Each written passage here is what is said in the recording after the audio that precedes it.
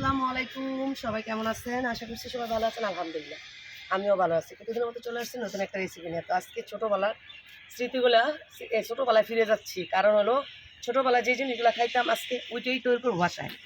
তো ছোটোবেলা যখন শীতের দিন আসতো আমার মা চাষিরা কী করতো, এই এই চিরা কী করতো বাইজা শুকনো কাঠখোলায় বাইজা তারপরে আদা দিয়ে মিঠাই দিয়ে পাক দিয়া রাখিয়ে দিত।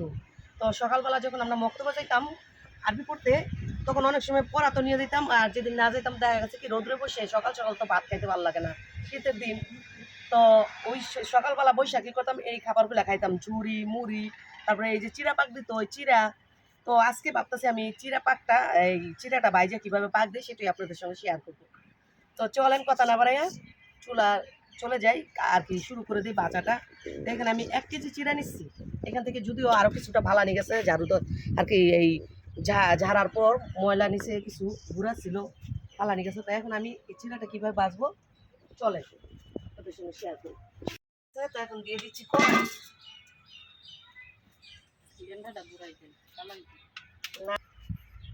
তো আমি যেটা করবো বন্ধুরা, এই যে আমি একটা ছোটো বাটি নিয়ে নিচ্ছি।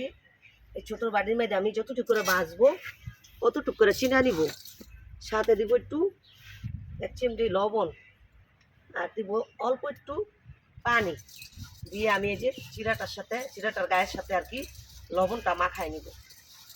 লবণ না দিলে কিন্তু চিরা খাইতে ভালো লাগে না, আলনি আলনি লাগে। তাই এখন আমি এই যে এটা এখন ফলাই দিয়ে দিচ্ছি। তো চিরা কিন্তু অল্প অল্প করে বাঁচবেন, তাহলে কি হবে চিরা ফুলবে সুন্দর করে। আর যদি বেশি আপনি চিরা বাঁচতে যান একসাথে অনেকগুলো দিয়ে, তাহলে কিন্তু চিরা ফুলবে না।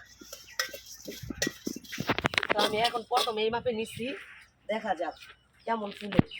আর না হলে পরবর্তীতে কী করা যায় এটা তো আপনাদের সঙ্গে শেয়ারই করবো। তো এই যে চিরাগুলো বাঁচি।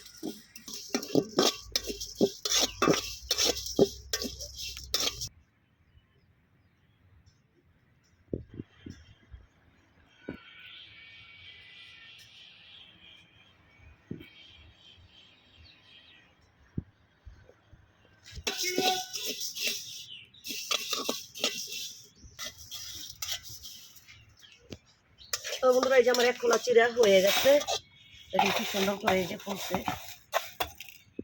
তো অল্প অল্প করে চিরা কিন্তু দিয়ে বাঁচতে হবে। তো বন্ধুরা আবার এই যে হালকা আমি পানি আর কি দিয়ে লবণ দিয়ে দিলাম।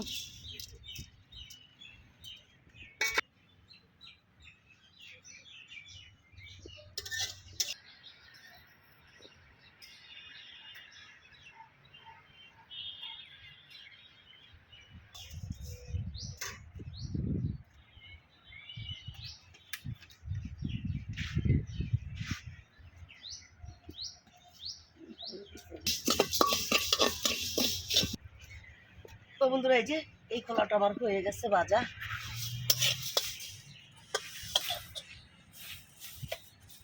তো হাতে কিন্তু এই জিনিসগুলো সময় নিয়ে করতে হয়। আপনি যদি ঝটপট করে চান এতগুলো করে চিরা ভাজা খাবেন তাহলে ভাজা হবে না,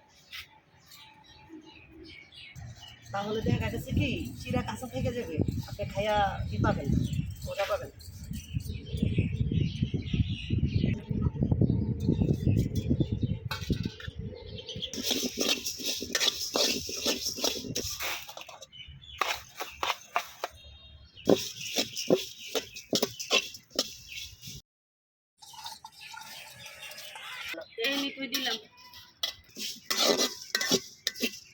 তো বন্ধুরা অল্প অল্প করে অনেকক্ষণ সময় নিয়ে যে চিরাগুলো বাজলাম, এই কলাটা বাজলেই শেষ।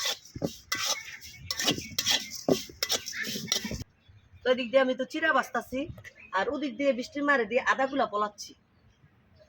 আবার শুরু শুরু করেন কে, এক সাইজটা যেমনি করবেন এক সাইডে করবেন, এক সাইজ।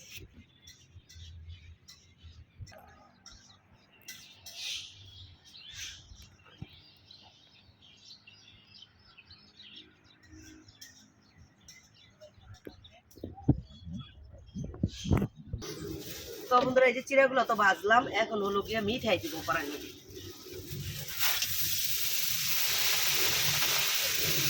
দিচ্ছি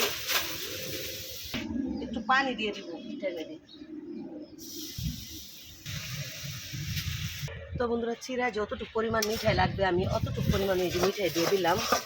এখন আমি মিঠাইটা দিয়ে জাল করে লাসা করে নেব। তো বন্ধুরা চিরাগুলা যে এই যে নিচে উঠছে এই পোড়ার উপর থেকে আমি চিরাগুলা এখন আলাদা করে নেব।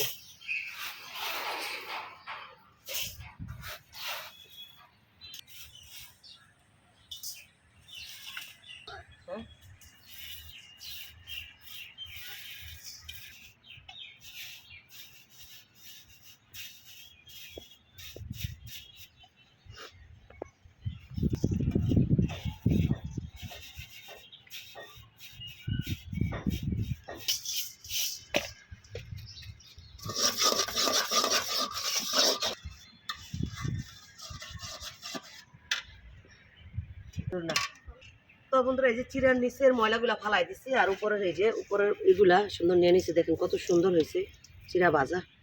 আর এদিক দিয়ে যে মিঠাইটা প্রায় তো এখন এই পর্যায়ে যে চিরা এই যে মিঠাই শিরার মধ্যে আদাগুলা দিয়ে দিলাম।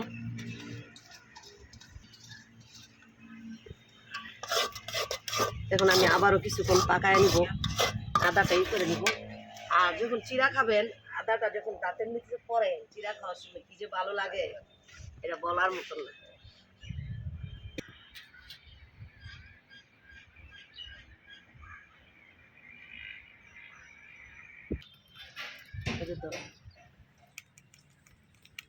লাসা হয়ে গেছে, লাসাটা কদ্দু হয়েছে না জি হয়ে গেছে। তো আমার লাসা এই যে এই মিঠাই লাসাটা হয়ে গেছে। তো এখন দিয়ে দিব চিরাগুলা।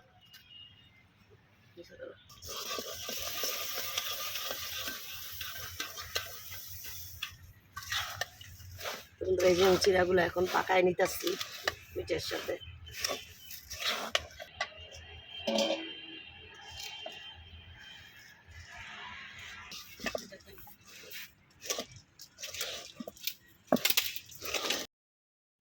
তো বন্ধুরা এই যে ফাইনালি আমার চিরাটা পাকতে হয়ে গেছে। তো এখন আমি কড়াই থেকে বলে ডাইলা নিতেছি।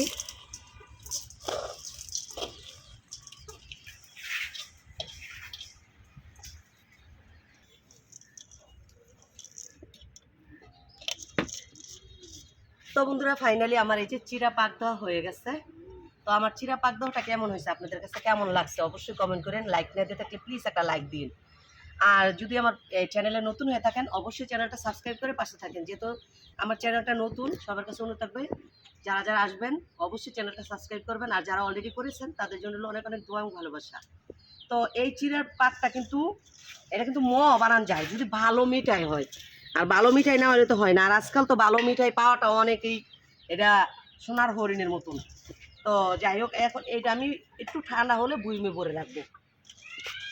তো আজকের মতন এই পর্যন্তই, দেখা হবে নতুন একটা রেসিপিতে নতুন একটা দিনে। এই পর্যন্ত সবাই ভালো থাকবেন, সুস্থ থাকবেন। আল্লাহ হাফেজ, আসসালামু আলাইকুম। দাঁড়ান একটু খাইয়া দেখাই আপনাদেরকে। একদম কুড়মুড়ে। আর যখন এই আদাগুলা দাঁতের নিচে পড়ে না তখন যে কি ভালো লাগে এটা বলার মতন না। তো আমি এটা অনেক অনেক খাই। যদিও আমি মাঝখানে কিছুদিন গ্যাপ দিচ্ছি, কয়দিন ধরে কাশ্মীর বাবা বলতেছে একটু চিরা পাক দেবো এই কিছু খাই। তো এই জন্য ভাবলাম যেহেতু জিনিসটা করবো আপনাদের সঙ্গে শেয়ার করি, আপনারাও দেখেন যারা খান।